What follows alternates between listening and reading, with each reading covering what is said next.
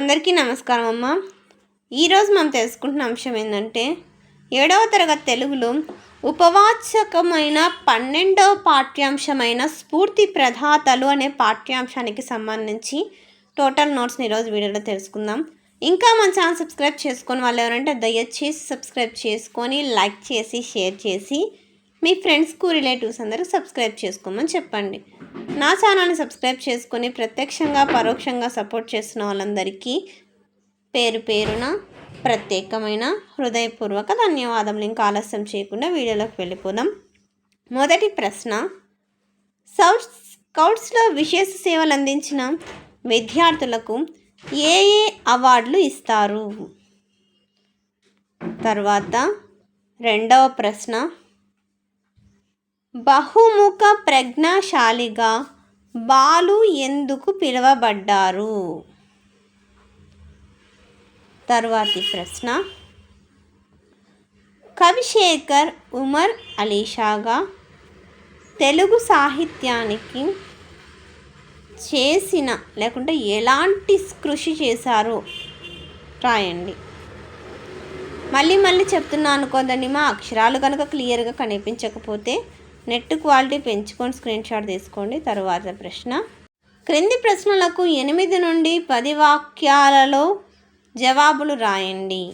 మొదటి ప్రశ్న, స్వాతంత్రోద్యమ కాలంలో గాడిచెర్ల వారు అనుభవించిన జైలు జీవితం ఎటువంటిది? జాగ్రత్తగా స్క్రీన్ షాట్ తీసుకోండి. అక్షరాలు కనుక క్లియర్గా కనిపించకపోతే నెట్ క్వాలిటీ పెంచుకొని స్క్రీన్ షాట్ తీసుకోండి అమ్మా.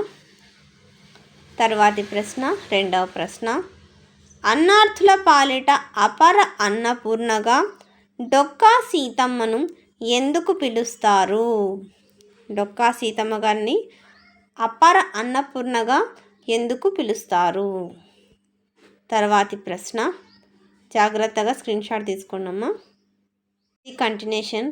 ఈ విధంగా అన్నార్థుల పాలిట అపర అన్నపూర్ణగా డొక్కా సీతమ్మ గారు ప్రసిద్ధి ఎందుకు పొందినారంటే, రాత్రి కానీ పగలు కానీ ఏ సమయంలో ఎంతమంది వాళ్ళ ఇంటికి వచ్చినా ఎంతో ఆప్యాయతతో ప్రేమతో అనురాగంతో అందరికీ ప్రేమపూర్వకమైన భోజనాన్ని అందించిన గొప్ప వ్యక్తి డొక్కా సీతమ్మ గారు.